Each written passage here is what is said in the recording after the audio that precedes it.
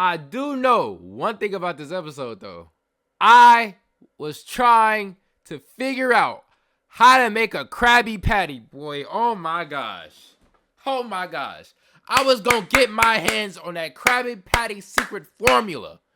And when I did, I'm talking about when I did, I was going to give it to Plankton. No doubt about it. I was going to give it to Plankton. And you want to know why? I was a hater. I wanted to see Mr. Krabs out of business. I didn't like the way he was treating SpongeBob. I didn't like the way he was treating Squidward. I didn't like how cheap he was and how greedy he was. I wanted to put him out of business. He lucky the episode ended early, and I didn't get to figure it out. Because if I did, we ain't even gonna speak on that.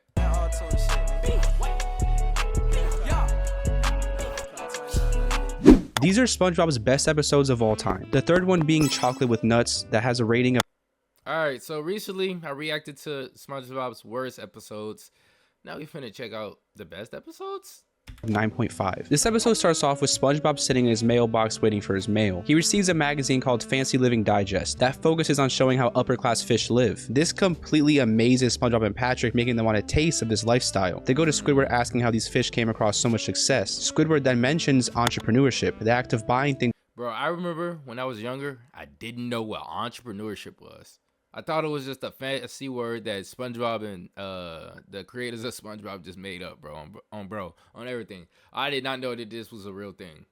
For less and selling for more. SpongeBob and Patrick immediately begin brainstorming. SpongeBob asks Patrick if he could have anything in the world, what would it be? And they struggle to find an idea until Patrick says, a chocolate bar. This is when they decide they will become rich by selling bars of chocolate. They head to their first house in hopes of making their first sale, but are instead met with the crazy fish violently screaming, chocolate! Which startles them and sends them running. This fish seems like a gag character, but he is actually very important to the episode, and I'll explain why later. Anyways, they head to another house, where they unluckily find a skilled businessman who tricks them into buying bags to store their chocolate bars. Bro, this guy right here, they unluckily find a skill. This man, everybody should be like this man, bro. He was selling bags just for him to buy bigger bags to put their bags in it, bro. This man was a genius. Nah, this dude right here, everybody should be like him.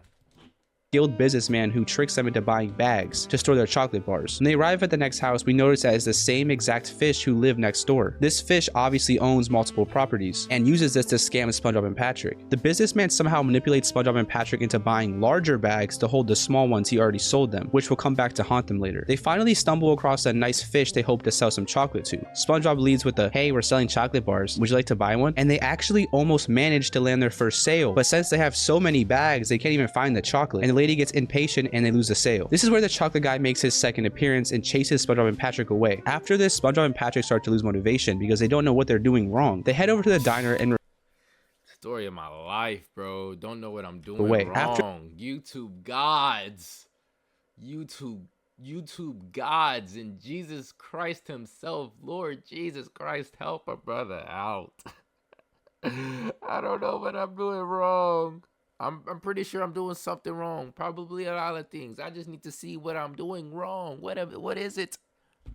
After this, SpongeBob and Patrick start to lose motivation because they don't know what they're doing wrong. They head over to the diner and reflect on how the businessman sold them the bags and try to learn from him. SpongeBob and Patrick realize that the fish made them feel special, which enticed them into making the sale. With their newly found sales knowledge, SpongeBob and Patrick approach their next house. As soon as the door opens, Patrick goes, I love you, which freaks the guy out, and he slams the door. But it's okay because the fish hated chocolate anyways. Even though SpongeBob and Patrick thought they found the key to closing a sale, they still have no success. Not until they see an advertisement for barnacle chips, which makes them realize they should probably stretch the truth. So with this new strategy, SpongeBob and Patrick arrive at the home of a very elderly fish and her daughter. SpongeBob and Patrick believe they are doing really well, but the older lady says she hates chocolate. Upon hearing this, they quickly proclaim that the chocolate will make her younger. So she immediately buys one and they successfully close their first sale. Having now achieved their winning formula, we see SpongeBob and Patrick go on a huge chocolate. Upon hearing this, they quickly proclaim that the chocolate will make her younger. So she immediately... Bro, look at her mom, bro. After they told her that the chocolate would make her younger,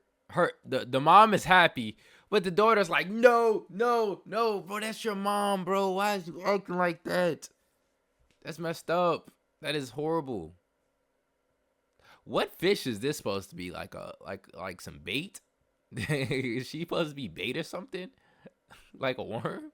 Immediately buys one, and they successfully close their first sale. Having now achieved their winning formula, we see SpongeBob and Patrick go on a huge selling spree, lying to customers about various effects their chocolate has. But all this ends when they stumble upon the same guy from before. Even with the new strategy, you can't beat a master at his own game, and he ends up scamming SpongeBob and Patrick into buying even more chocolate. At a loss, SpongeBob and Patrick begin to head home with all this chocolate. This is where the crazy guy who's been chasing them all episode approaches them kindly, stating, "I'd like to buy all your chocolate." The ending scene shows SpongeBob and Patrick using all their money to rent out a fancy restaurant and take the old ladies on a date. This episode from start to finish had a clear goal, plot, and an amazing plot twist at the end. We start off with the goal. SpongeBob and Patrick want to get rich. Then we get a why. They want to get rich because they want to live fancy. And then we get a how. They're going to sell chocolates. This leaves the audience wondering if SpongeBob and Patrick are going to be able to achieve this goal. On top of this clear plot line, the episode introduces many memorable iconic characters. The crazy chocolate fish is a genius plot twist because the context clues lead you to believe he's just a crazy man trying to steal their chocolate, but he actually turns out to be their highest profit sale. The businessman is the clear antagonist / rival of the episode, scamming SpongeBob and Patrick at every corner, displaying the gap of experience towards what SpongeBob and Patrick are trying to achieve. With great pacing, a roller coaster of failure and successes, and some of the most iconic jokes in SpongeBob, it's really no question why this episode is ranked so highly. And what's crazy is the next two episodes will also follow a similar structure. The next episode is Krusty Krab training video with the rating of 9.5.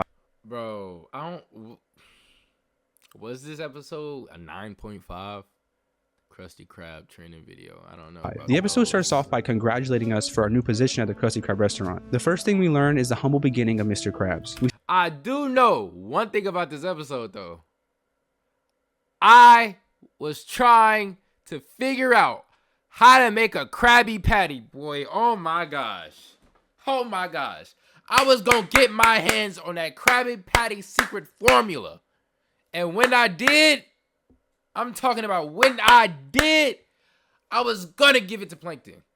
No doubt about it. I was gonna give it to Plankton. And you wanna know why? I was a hater. I wanted to see Mr. Krabs out of business. I didn't like the way he was treating SpongeBob. I didn't like the way he was treating Squidward.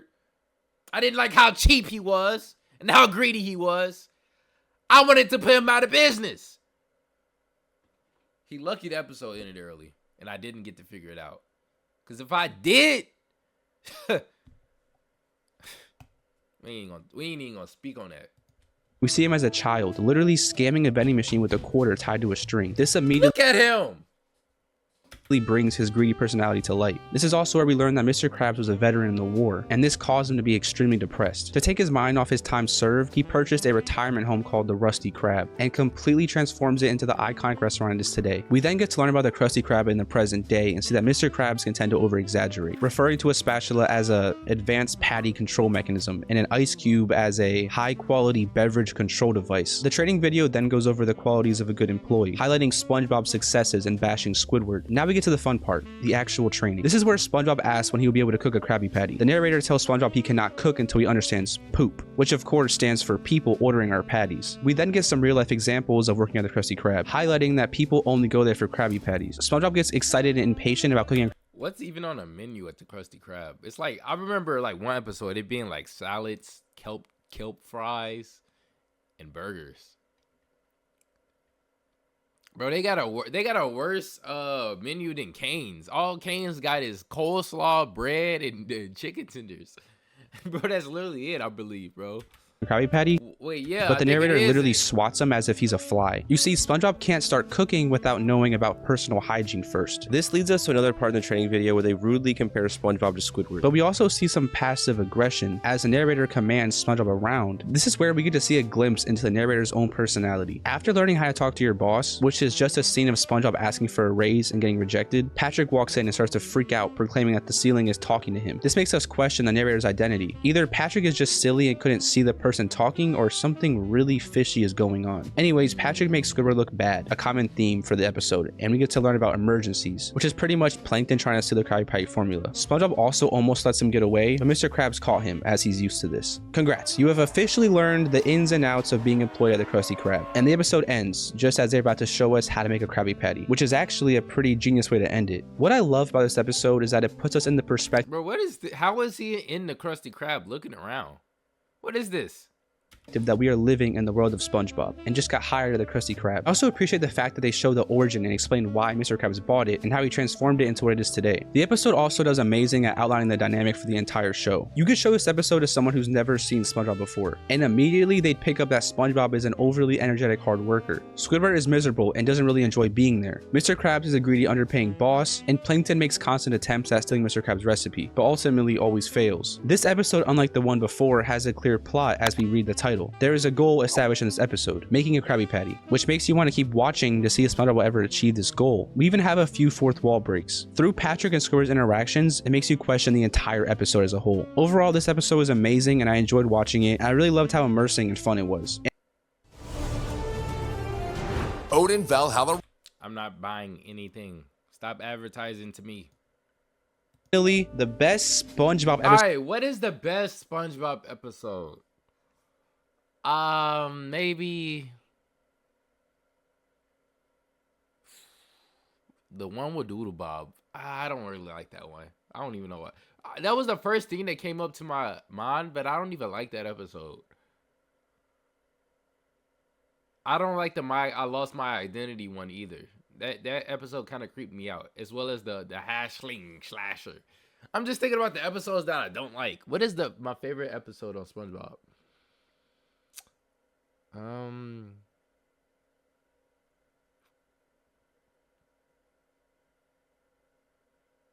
Krusty Krab Pizza.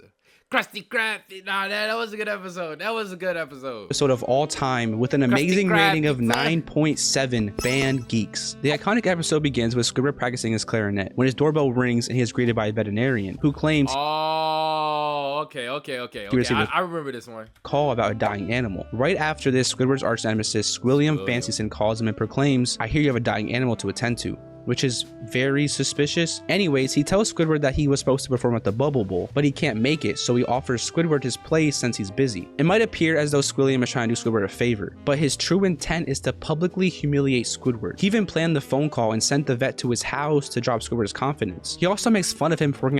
Wait, why does Squilliam and how are they arch enemies?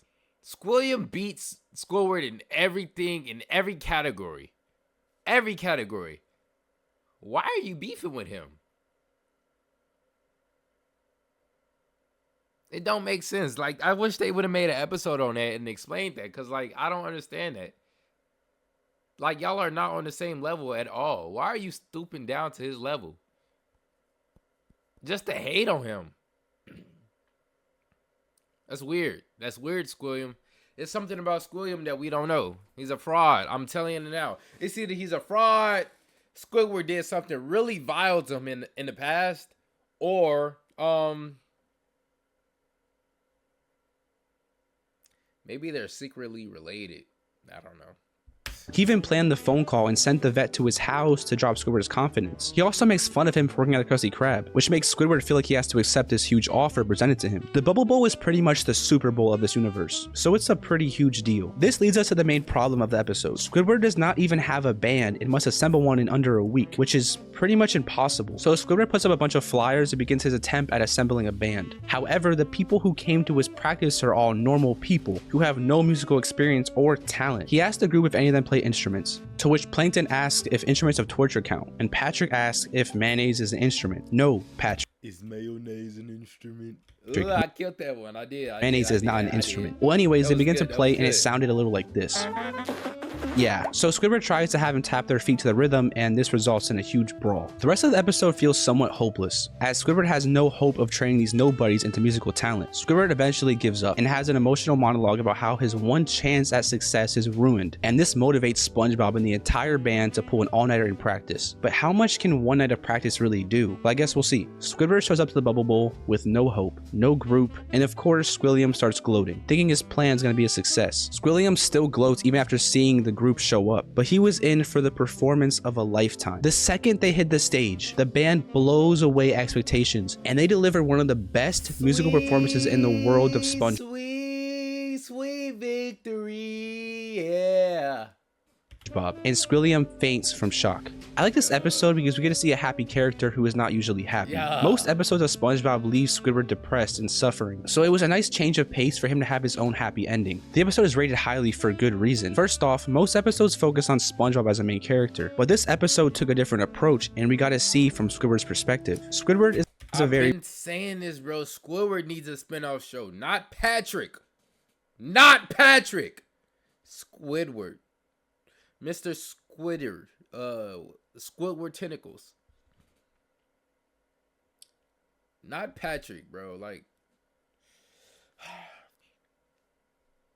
private person, and most of us just know him as SpongeBob's rude, sad neighbor. However, this episode allows us to see him in a new light. Squidward is miserable because his true passion is music, and instead of following his dream, he's stuck working at a job he's miserable at. The episode finally gives Squidward a taste of the musical success he's so long desired. Much like the other episodes, this episode follows a clear plotline and goal. Squidward wants to prove Squilliam wrong and deliver an amazing performance. Then we meet a problem. Squidward's band is not very good at all, so now we are all curious how the performance will turn out. The pacing of the plot is good as well, delivering some of the most iconic jokes, such as Patrick's famous line, "Is mayonnaise an instrument?" And the performance at the end shocked everyone, even viewers. This episode is a masterpiece, and the song at the end still gives me chills to this day. But I don't know, I'm just watching TV. Okay. Make sure you like, comment, subscribe. I'm out.